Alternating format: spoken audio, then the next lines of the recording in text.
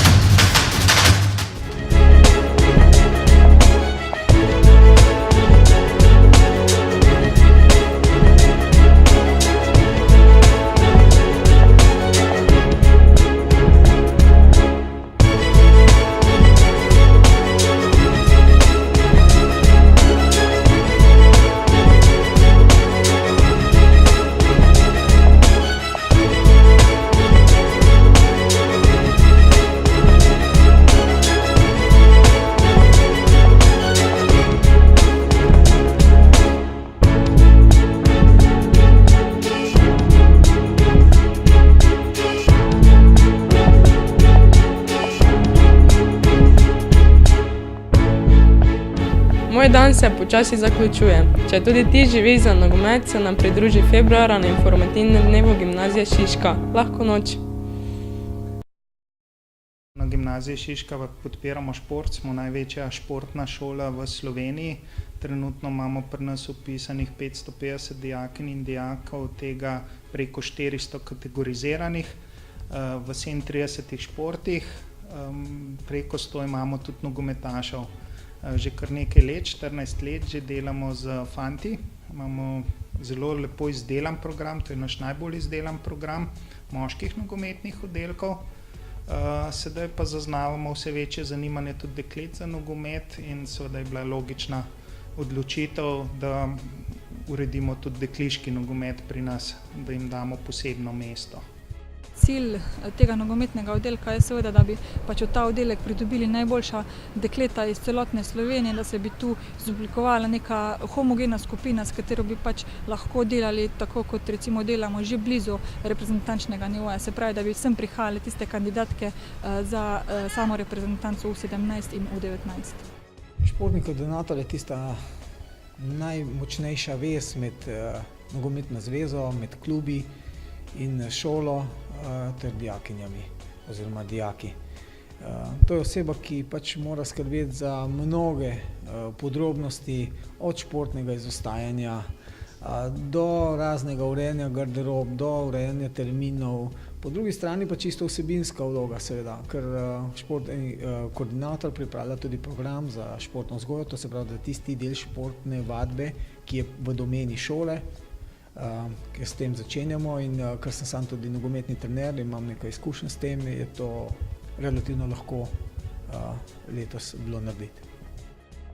Pedagoški koordinator pomaga dijakom usklajevati šolske obveznosti s njihovim trenažnim procesom, se pravi termine ocenjevanja in ostale šolske obveznosti uskladimo s tem, kdaj imajo treninge, z njihovimi odsotnosti, z njihovimi tekmami. Pomagamo jim tudi z dodatnimi urami učne pomoči, kjer skupaj s profesorjem nadoknadijo snov, pri kateri so morda manjkali, oziroma lahko izpopolnijo, nadgradijo njihovo znanje.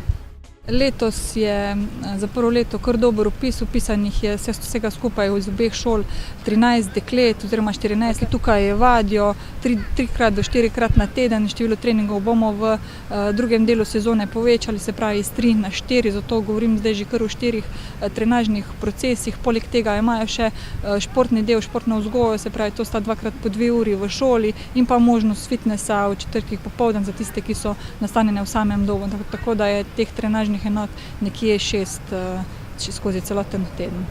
Ko sem bila prvi pa drugi letnik, ni bilo še dekliškega oddelka.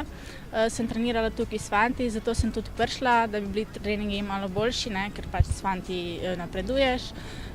Tudi na Gimnaziji Šiška dobro usklajujemo šport in šolo. Pomagajo nam, tudi nam profesori svetujejo, kako lahko imamo tudi kakega športnega psihologa. Tukaj treniram zdaj 1 do 2 na teden. Treningi so dobri, poudarek je na tehniki, na pasih, tudi igramo. Ful je v redu, punce so v redu.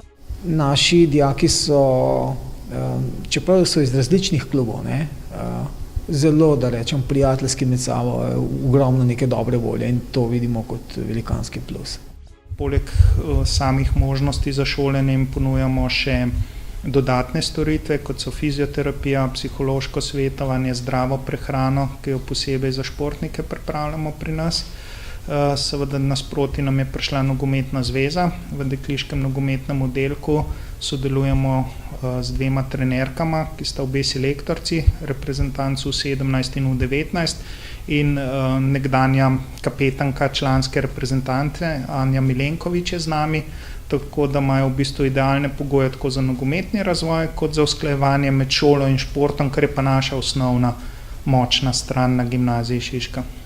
Če bi mogla zbirati, bi še enkrat prišla na Gimnazijo Šiška.